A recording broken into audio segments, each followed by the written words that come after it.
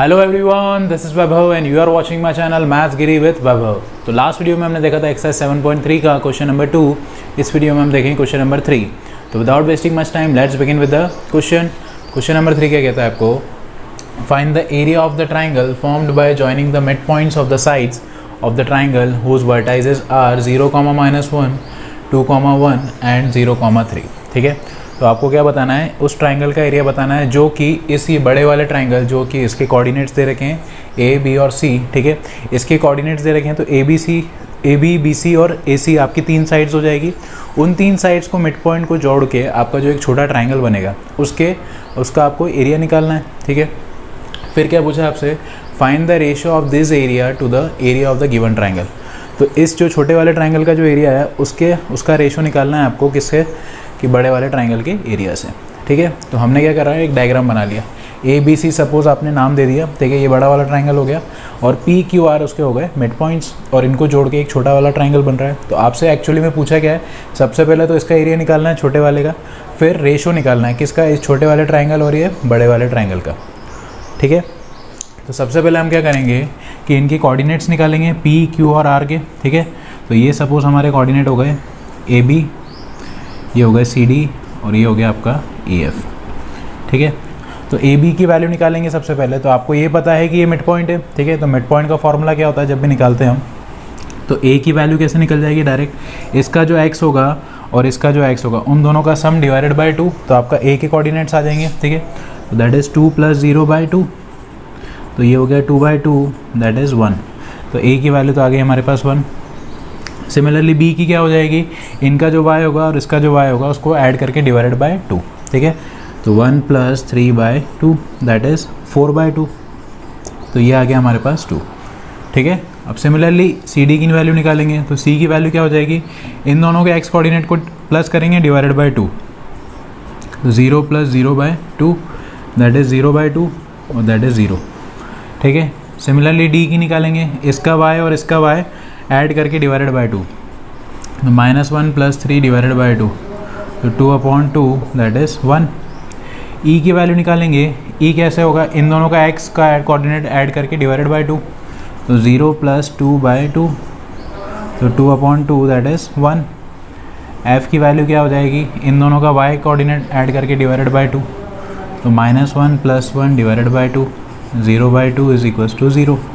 ठीक है, तो आपके सारे कोऑर्डिनेट्स आ गए, इनके पी क्यू आर के सारे कोऑर्डिनेट्स आ गए दोनों। ठीक है, अब हमें क्या निकालना है, पी क्यू आर का एरिया। तो area of triangle P Q R निकालना है सबसे पहले। तो एरिया किसके इक्वल होगा वो देख लेते हैं। तो area is equals to half into bracket x1 into y2 - y3 plus x2 into y3 - y1 plus x3 into y1 - y2। ठीक है, ये होता है हमारा फार्मूला। अब इसके अंदर पर्टिकुलर केस में x1 y1 x2 y3 ये सारी चीज़ें क्या होगी। ठीक है, तो सबसे पहले हमने अगर ले रहे हैं इसको, तो ये हो गया हमारा x1, this is y1, x2 y2 और ये हो गया हमारा x3 और y3। ठीक है, इस पर्टिकुलर ट्राइंगल के केस में।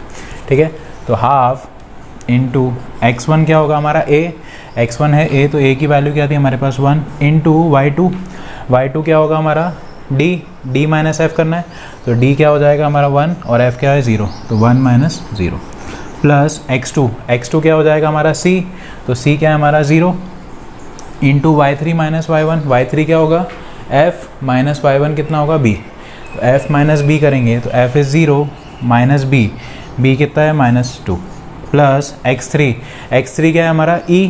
ठीक है, इस पर्टिकुलर केस में तो x3 e की वैल्यू क्या है हमारे पास 1 इंटू y1 - y2, तो y1 क्या है इसका b minus y2 is d, तो b माइनस d करेंगे तो b कितना है अपना 2 माइनस d इज़ 1।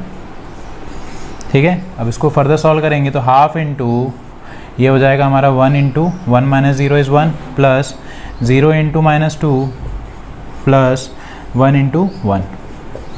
अब इसको फर्दर सॉल्व करेंगे तो half into 1 into 1 is 1 plus 0 into 2 is 0 और 1 इंटू 1 इज़ 1। ठीक है, तो ये हो जाएगा हाफ इंटू 1 + 0 + 1 दैट इज़ 2, तो हाफ इंटू 2 इज़ 1, तो 1 यूनिट स्क्वायर। ठीक है। तो हमारा एरिया क्या है PQR का 1, ठीक है। अब सिमिलरली हमें निकालना है ABC का एरिया। तो अब देखते हैं इसका second part, that is to find the area of triangle ABC, ठीक है। तो सबसे पहले हम क्या करेंगे कि एरिया ऑफ ट्राइंगल जो हमने पहले निकाल लिया, एरिया ऑफ ट्राइंगल PQR, वो लिख देते हैं हम साइड में, दैट इज़ 1, ठीक है। अब हमें क्या निकालना है, एरिया ऑफ ट्राइंगल ABC, ठीक है। तो ABC का एरिया निकालना है, तो फॉर्मूला देख लेते हैं, half into x1 into y2 minus y3 plus x2 into y3 minus y1 plus x3 into y1 minus y2, ठीक है। अब इस पर्टिकुलर केस में x1 x2 y1 y2 देख लेते हैं। तो जो a वाला है इसको मान लेते हैं हम x1 और ये y1 हो गया, ये हो गया x2 y2 and this is x3 y3, ठीक है। अब x1 क्या होगा, इसका x coordinate that is 0, 0 into y2 minus y3 1 minus 3 plus x2 क्या होगा 2 इंटू 3 माइनस 1, तो x2 है हमारा 2 into 3 minus of minus 1 plus x3 क्या है हमारा 0 into y1 minus y2, y1 क्या है ये -1 माइनस 1, ठीक है। अब इसको फर्दर सॉल्व करेंगे तो हाफ इंटू ये हो गया 0 into any number is 0 only, ठीक है। और ये हो जाएगा 2 इंटू ये 3 minus minus plus 1 plus 0 into any number is 0 only. अब इसको फर्दर सॉल्व करेंगे तो हाफ ये हो जाएगा आपका 0 और ये 0 तो हट गए, ये 2 इंटू ये कितना है 3 प्लस 1 दैट इज़ 4, तो हाफ इंटू 2 इंटू 4, तो ये हो गया हाफ से हाफ कैंसिल दैट इज़ 4, ठीक है। 4 स्क्वायर यूनिट या यूनिट स्क्वायर एक ही बात है, आप लिख सकते हैं, ठीक है। तो एरिया ऑफ ट्राइंगल ABC कितना आ गया हमारे पास 4, ठीक है।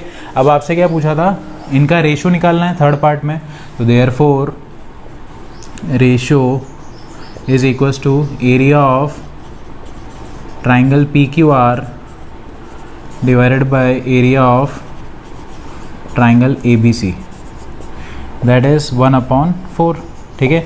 आपसे यही पूछा था रेशो क्या होगा इन दोनों ट्राइंगल का, छोटे वाले ट्राइंगल और बड़े वाले ट्राइंगल का, तो 1:4 या फिर 1/4, ठीक है। तो इसी के साथ आपका क्वेश्चन नंबर 3 कंप्लीट होता है। Will be doing question number 4 in our next video. अगर ये वीडियो आपको अच्छा लगा हो तो please do like it and share with your family and friends, and for more such videos please subscribe to my channel maths Giri with Vaibhav. Thanks for watching this video, thank you, have a nice day, thank you.